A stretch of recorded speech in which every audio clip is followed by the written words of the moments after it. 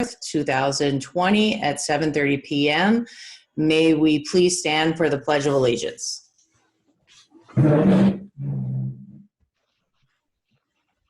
I pledge allegiance to the flag of the United States of America, and the Republic for which it stands, one nation, under God, indivisible, with liberty and justice for all.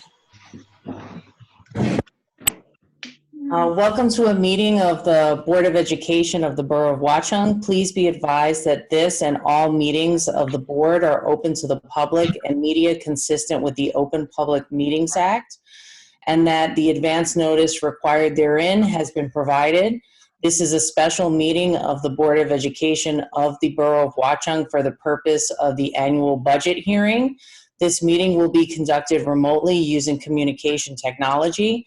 Instructions for joining the meeting and participating in public comments will be posted on the district's website and sent to the Watchung Borough and the Watchung Public Library, as well as to the community through an email blast.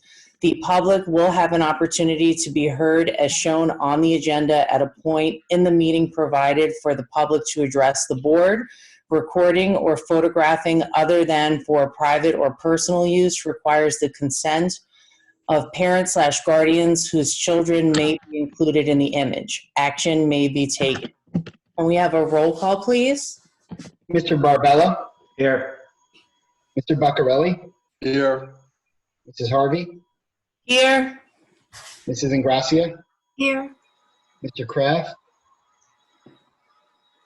Mr. Mattiasi? Here. Mrs. Morales? Here. Mrs. O'Donnell? Here. Mrs. Sharf is not here. 7 present. If there are no objections, I would like to have the presentation of the budget before any board member comments, just in case a board member decides to comment on the budget. Are there any objections? No? Okay. So Mr. Pepe and Mr. Alexis. Sure. Thank you, Dory. Manny, if you could put the presentation up on the screen, share your screen, terrific. Thank you. Good evening, everyone. Thank you for joining us tonight.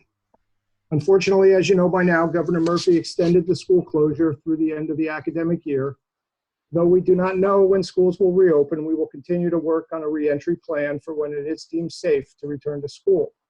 We also will continue to explore ways to honor our 8th graders as they conclude their journeys at Valley View, given that a traditional promotion ceremony does not appear to be an option for June. As much as we all probably expected this decision, it's still very disappointing, and the uncertainty about the future makes it even more frustrating. We're deeply grateful for the resilience, patience, and support of our students, staff, and families. Please advance the slide, Manny. This evening, however, is dedicated to our 2020-2021 budget. We are pleased that we are able to present a fiscally responsible budget that maintains the current level of services with certain enhancements and lays a sound foundation for future growth.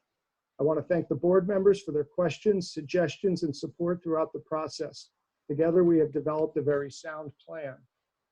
Next slide.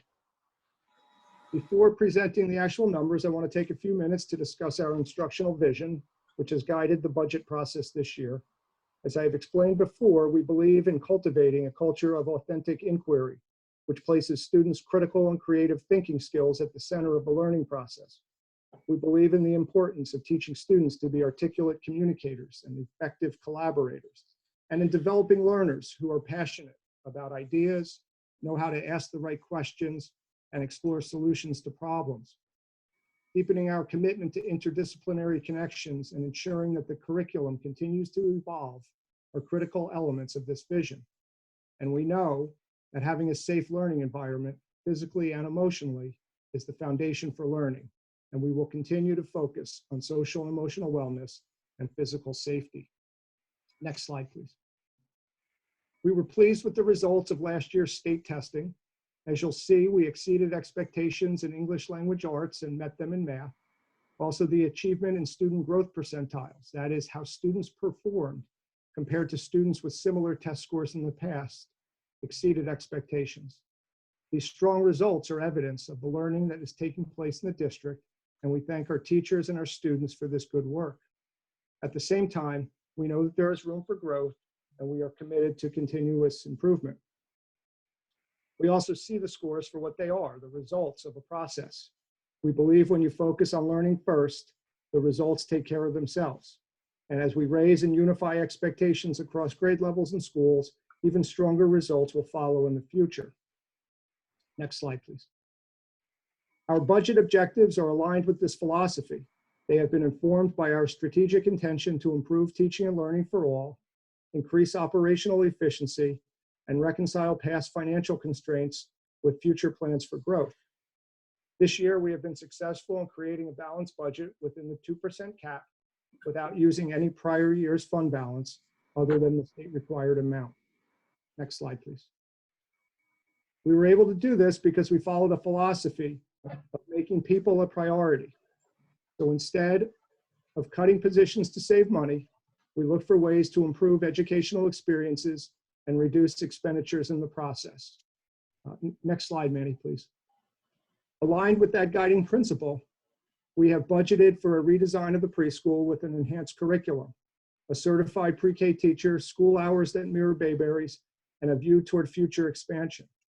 We have budgeted for continued professional learning in math and ELA, and we remain committed to professional collaboration and articulation between schools and among the regional districts. On the operations side, moving to Genesis next year for multiple purposes, including an improved student database system and platforms for teacher evaluation, curriculum, and human resources, will create a more streamlined and efficient approach for our staff and help us cut expenditures. Next slide, please. Again, we are pleased to present a fiscally responsible budget that maintains the current level of services and lays the foundation for the future. I do want to emphasize at the outset that going to the 2% cap is necessary this year. I've had inquiries about a couple of the regional districts not having to go to cap this year, but their financial situations are quite different than ours. It's also worth noting that another district went to cap and still another had to exceed it. Above all, the most important fact to remember is that our tax assessment increase is still the lowest among the regional districts at $89.80 for the average home. I'd like to turn it over to Mr. Pepe now. There'll be time for questions and comments after the presentation. Thank you for your attention. Thank you, Mr. Alexis. Manny, you can move to the next slide. So, Mr. Alexis has shared with you our goals, our process. I'm going to tell you some of the nuts and bolts of the things that we handled as we went through this process. So one thing is just understanding the key factors that impacted the budget before we even really made decisions about what to increase, what to decrease, and what to keep.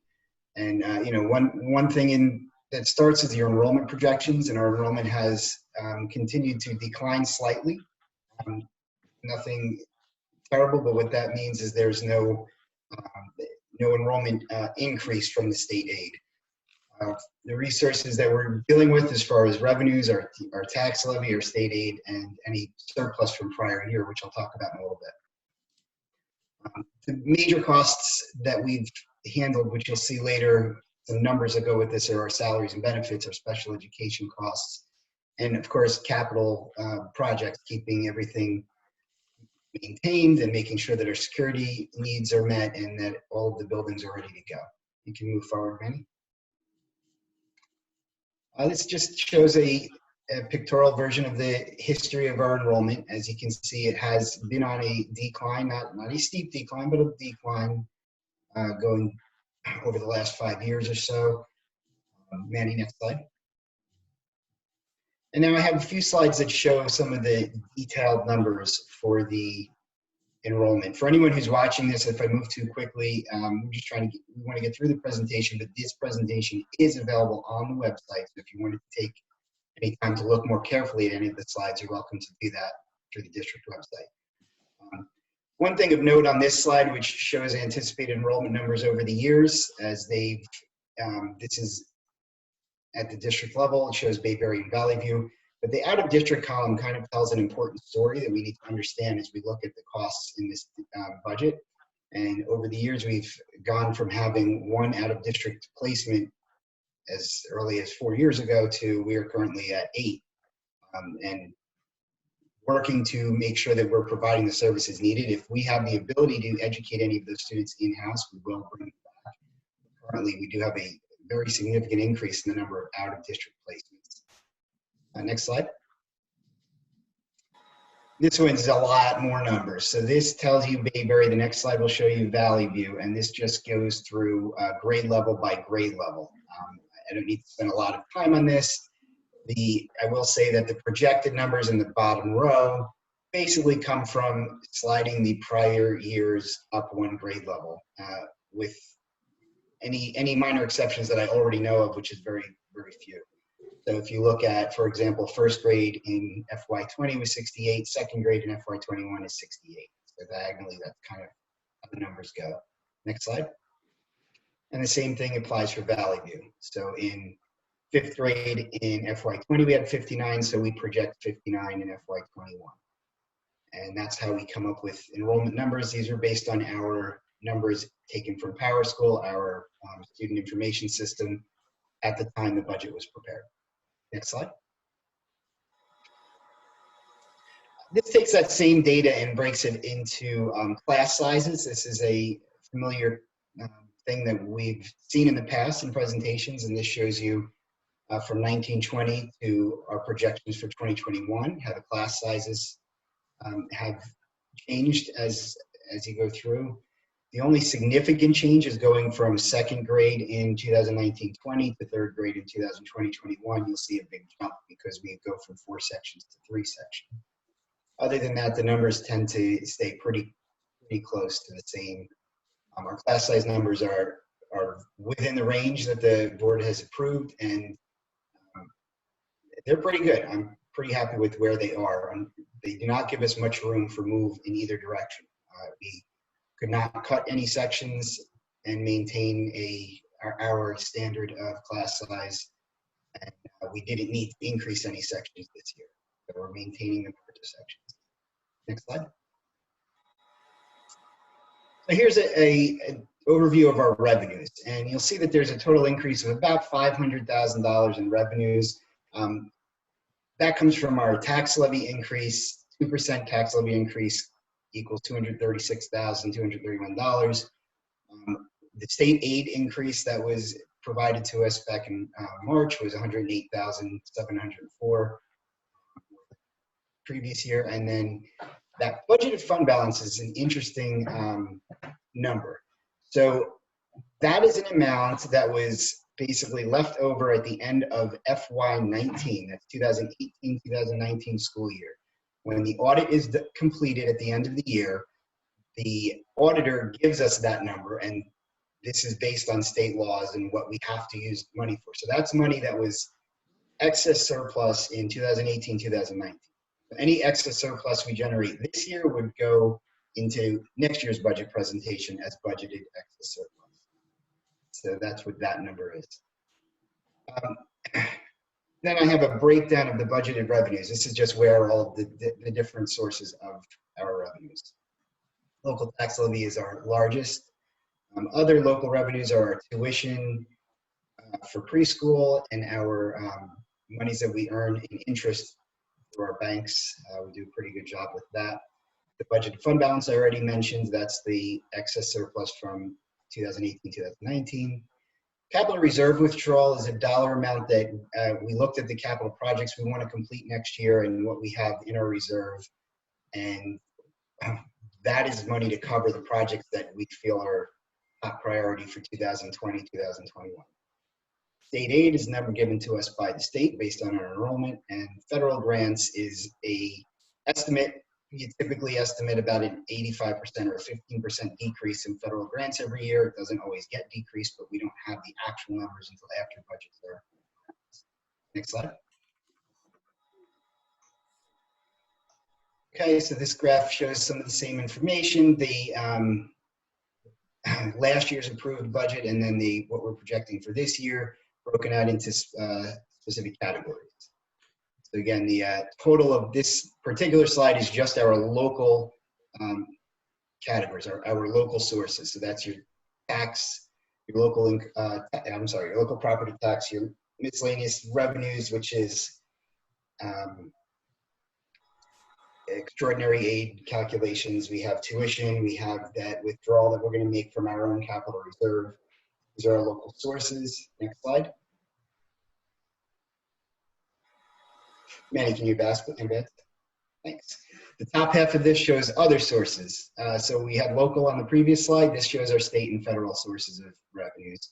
And then at the bottom, it just adds them together. So it takes the total from the previous slide plus the total from the top half of this slide and shows you all of our revenues. Again, this is not the most interesting of data, but it's all information that's useful in understanding how a budget is put together. As I stated earlier, this presentation is available on the website if anyone does want to spend some time looking carefully at any of these numbers. Next slide. So this slide shows us a summary of the different categories and where our expenses are the highest. And this is very typical. If you go to other budget hearings for other districts, you're going to see it's pretty common to see a pie chart like this, and even more than that, the actual categories are pretty typical. So our salaries make up 55% and our benefits make up 18%. When you put those together, just salaries and benefits alone is 74% of the total budget. So what's left over gets spread out amongst other categories, and the next biggest one after salaries and benefits is our student services. Keep in mind that includes the costs of those extra out-of-district students that we have.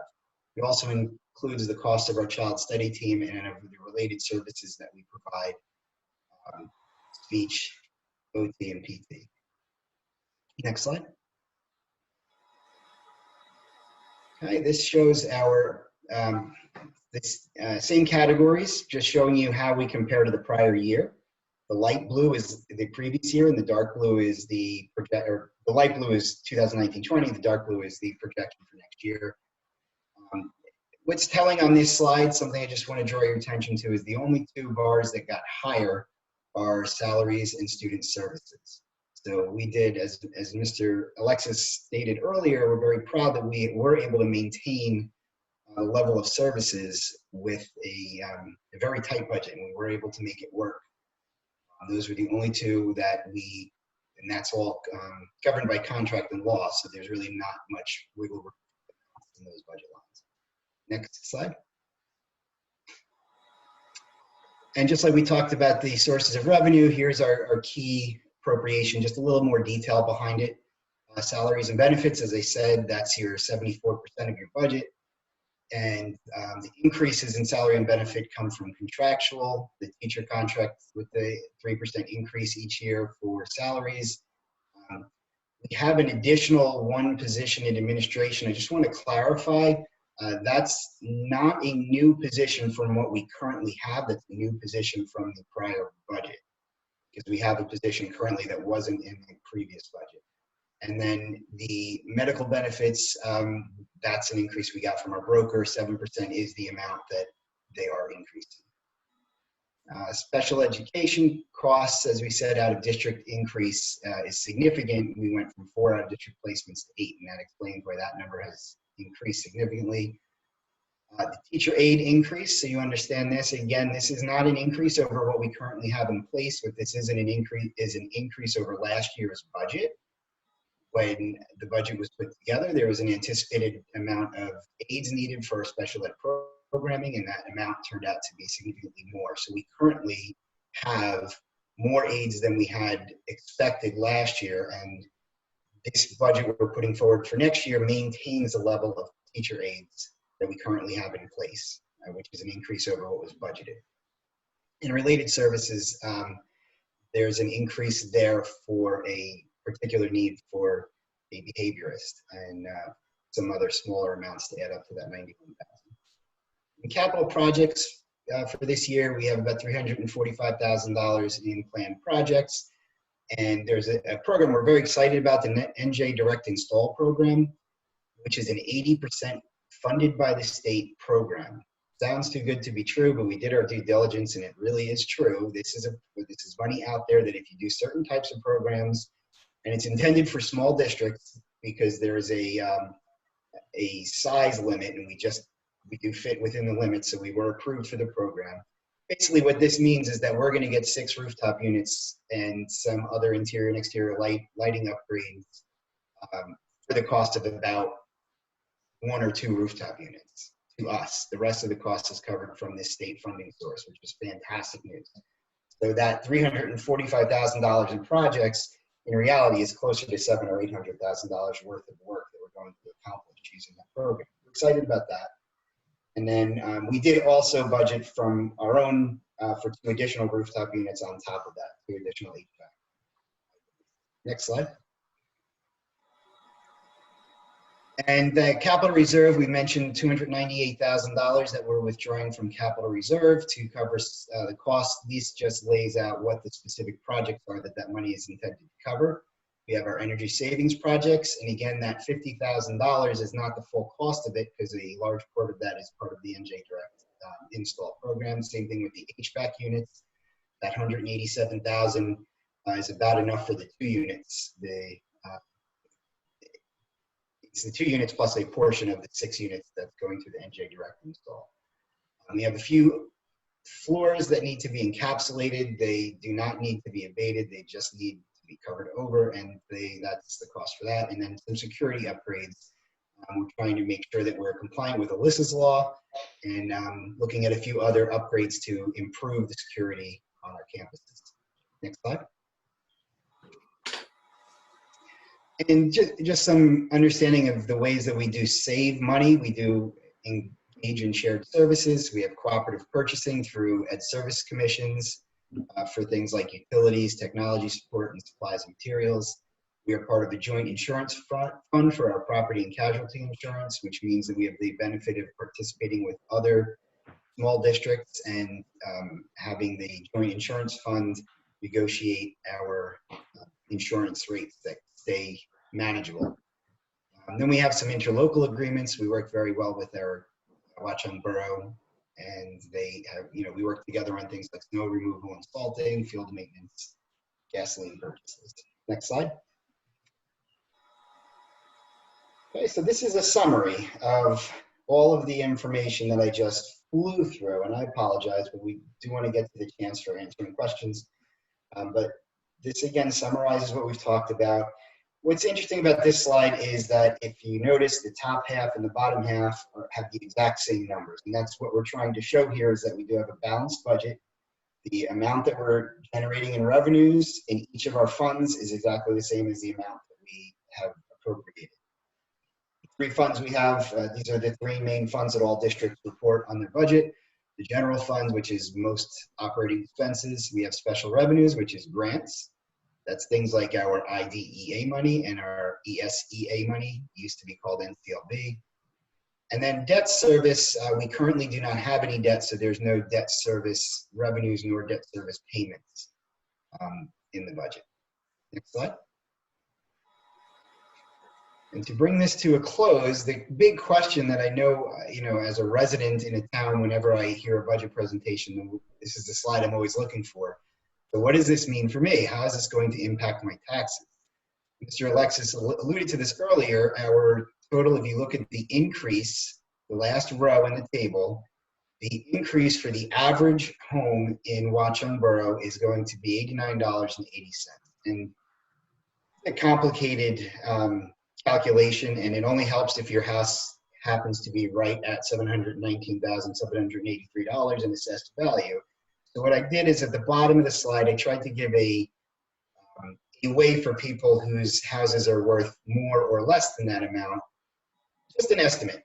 It's not an exact number, but it's a way to estimate, and it comes out to about $8 per 100,000. So what I mean by that is, if the average assessed home is $719,000, then if your house was $619,000, that's $100,000 less, then your tax increase would be about $8 less.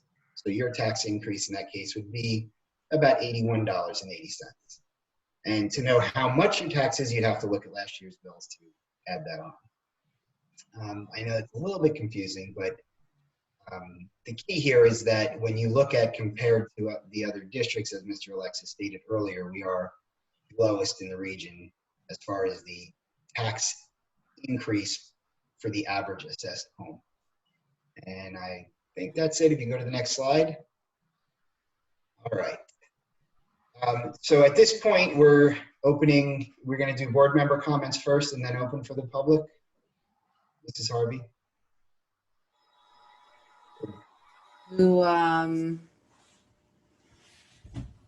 I think we'll take questions from board members first, and then we will have an opportunity for the public to also add comments and questions. Right, I know. I was gonna have sure, that's fine. We could do it the other way. Do you want to go to No, it's fine. Absolutely. Board members, if you have any questions or comments, jump right in.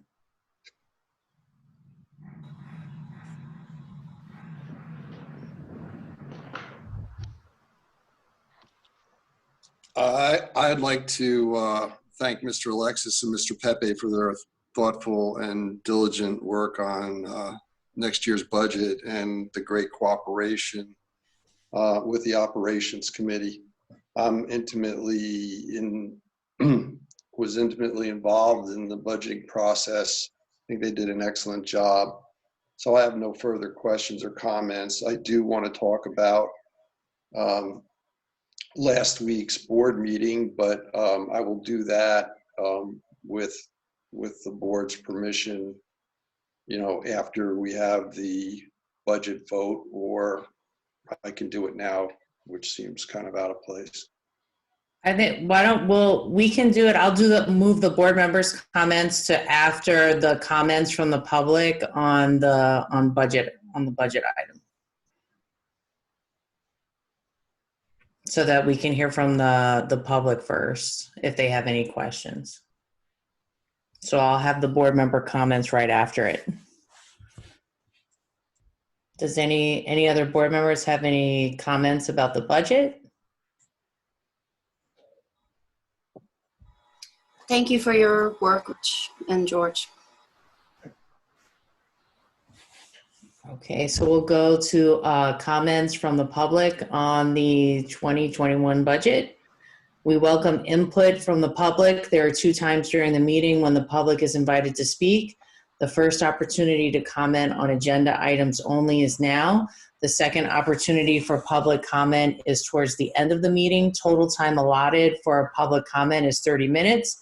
Before you make your comment, please state your name and address. In the event it appears the public comment portion of the meeting may exceed 30 minutes, the presiding officer may limit each statement made by participant to 3 minutes duration. Our public forums are not structured as a question and answer session, but rather are offered as opportunities to share input with the board. In instances where the board feels a response is needed, the presiding officer or superintendent will address the comment. New Jersey statutes do not permit the board to discuss personnel or hiring in public session. Names of students should not be used. Mr. Pepe, will you please read the statement due to recording of this meeting? Yes. Members of the public should consider their comments in light of legal rights of those affected and identified in their comments, and be aware that they are personally legally responsible with potential liability for comments that they make to the board. The board shall not be held liable for comments made by members of the public. And I'd also like to add at this time, I know that in our last board meeting, we hear back from at least one member of the public who had difficulty raising hands. So we put together a document to show with a screenshot to try and help see how you can raise your hand if you do want to make public comment. That document is on the screen right now. I also have a link to that document on the district website in case it's hard to see on your screen because it's kind of small.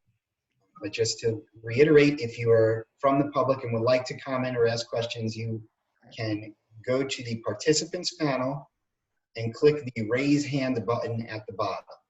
And when we see a hand raised, our host will unmute your microphone in order that we see the hands raised. Leave it unmuted as long as you're speaking. When you're finished, we'll mute it again and then go to the next person. So at this time, if any members of the public would like to speak, please go to the participants panel and click the raise hand button.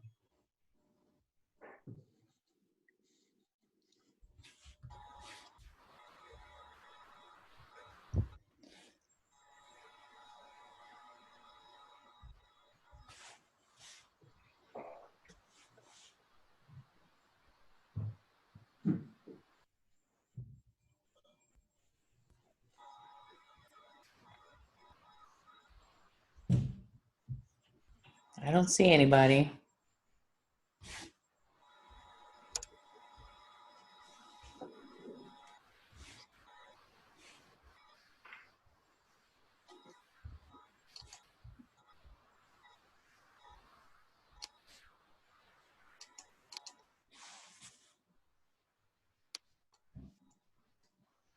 Do you see anybody, Rich?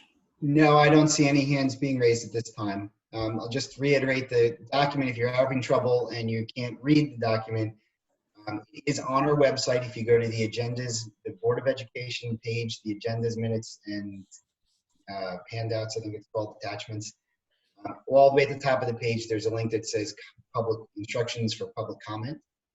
And if you click on that link, it will open this document so you can see it and you can view it at whatever size you need. We will have another opportunity for public comments. So if you missed this and would like to comment, please go ahead and download that document so that you can raise your hand at the appropriate time. Okay. Rich, can you please move the adoption of the budget?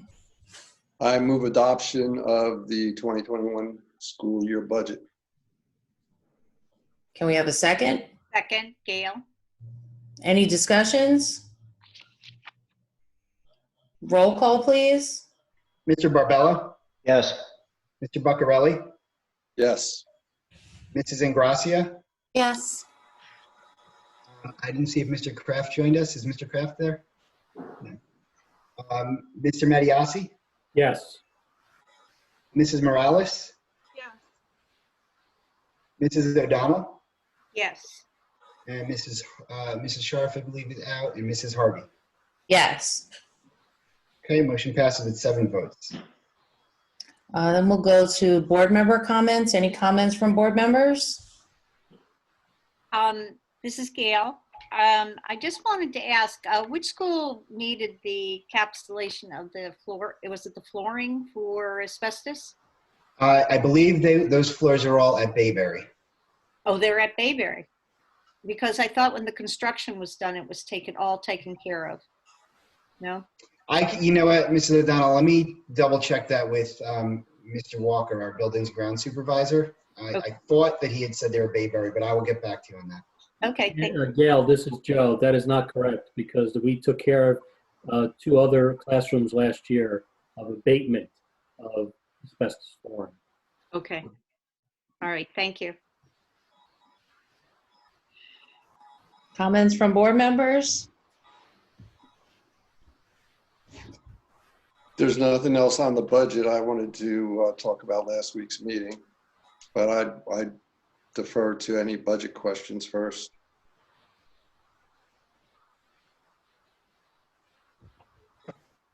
I don't think there are any, so you could go for it.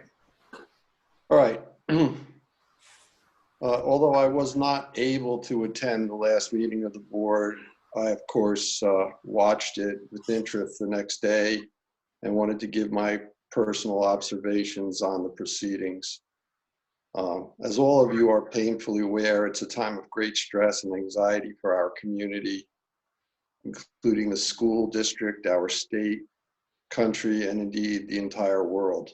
Students, parents, teachers, and the administration are all under a tremendous strain, dealing in numerous ways with their personal and professional lives and trying to ensure our education system continues to function as best it can. So it's not surprising that distance learning was and has been the subject of interest and debate on the board. I was an early advocate of board and curriculum committee involvement in distance learning, but there are or were some on the board who argued that the board was overstepping its bounds in any involvement with the administration on this matter. Mrs. Ingracia in particular was a strong advocate of this hands-off position, calling it a massive overreach, problematic, and unproductive. Now, I readily admit that this is an excellent subject and for debate and should be the subject of reasonable debate. However, on that particular matter, it's been settled now that the county and the state mandate that the Board of Education approve distance learning plans by the district. So it was also a subject of debate at the last meeting whether it was appropriate to include a district learning element in the superintendent's goals for the years. On this subject, our board president was kind enough to read an email on what my suggestions were. The debate that ensued amongst the board members and the administration on this matter was illustrative. I thought Mr. Mattiassi made an excellent point questioning my use of the word comprehensive. And had I been there, I would have agreed that the point he was making was a valid one, and I would modify my position. What utterly surprised and disappointed me, however, was when Mrs. Ingracia said 1 hour and 55 minutes into the meeting that the content of my email, quote, skirts some ethical boundaries, close quote, referring in particular to the goals I suggested as being too specific, and also my opinion that the district could perform better. With respect to the former, it's kind of an ironic statement given that 15 minutes earlier, she mentioned that goals should be specific, and also that she had earlier distributed other districts' goals to the boards and observed that a characteristic of exemplary goals are that they populate each strategic goal with specific enumerated objectives that assign tasks and action items to each. The goals she attached from other districts were indeed very detailed and specific. Yet when I suggest being specific, she says it's, quote, skirts some ethical boundaries. The same goes for district performance and rankings over the last 10 to 15 years. I don't wish to get into it now, but I'm happy to debate those facts, figures, and rankings in public at any time, although I'd rather prefer to look to the future and acknowledge to ourselves and the community that we can certainly improve. I have a 40-year unblemished professional record as an attorney, CEO, and chief procurement officer, responsible for at least $100 billion worth of spend over the last decade alone. I had never once in my entire career been accused of anything close to any type of ethics violations until last year by certain members of this Board of Education under different leadership, which accusations were completely unfounded and meant to disenfranchise my voice. Mrs. Ingracia should remember that well, since she was also the subject of the very same type of allegations. Hence my shock and disappointment that those words are now coming out of her mouth, directed at me, apparently for the same purpose. If it wasn't abundantly clear from my public statements last year, I will not stand for my hard-earned reputation to be sullied by such careless and ludicrous comments.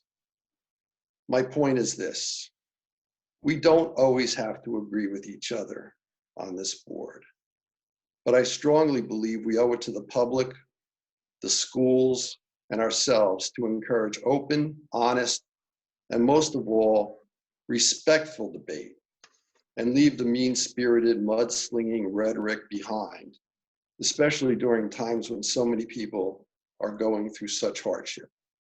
Thank you.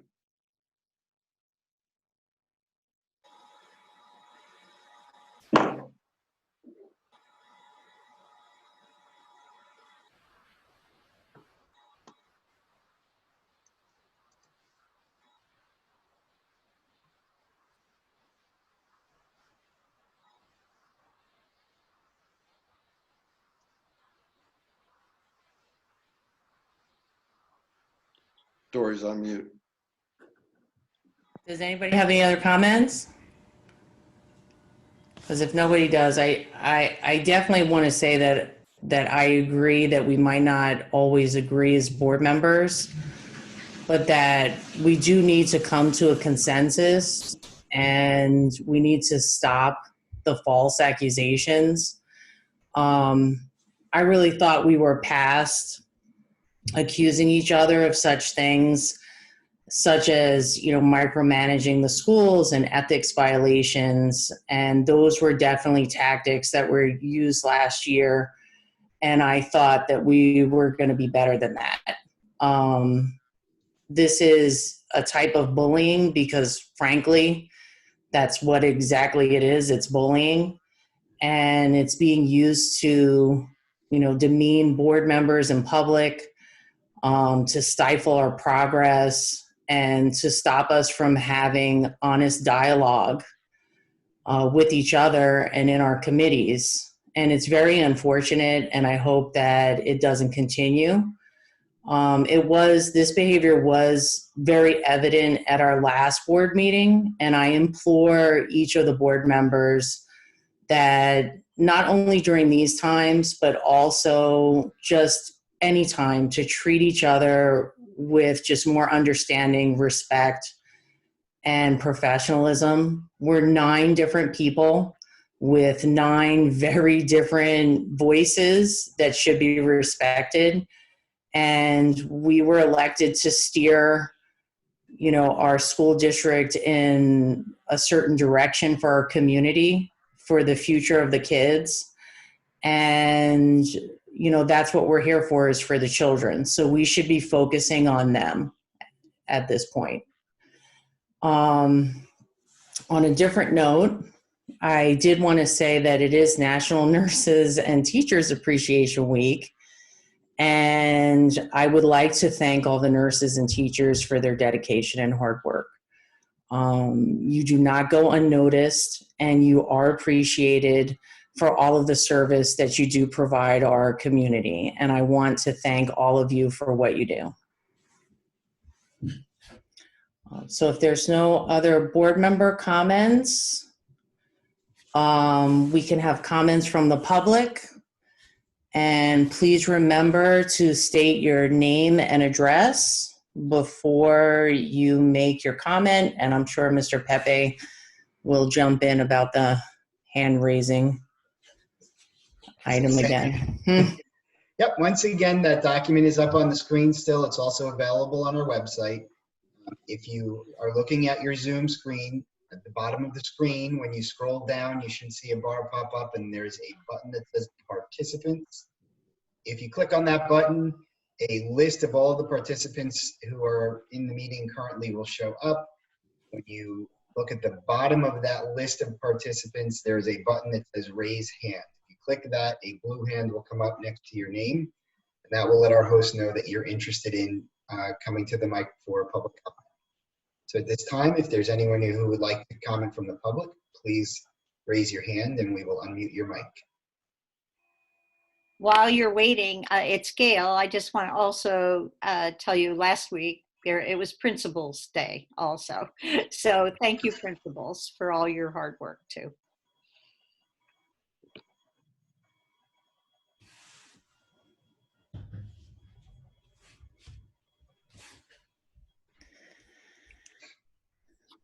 I don't see anything. I don't see any hands being raised at this time.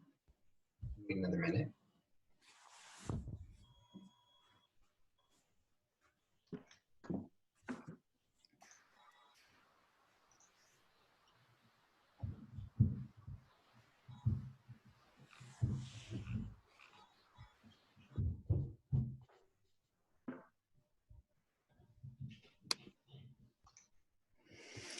Okay, does anyone have any other business to discuss?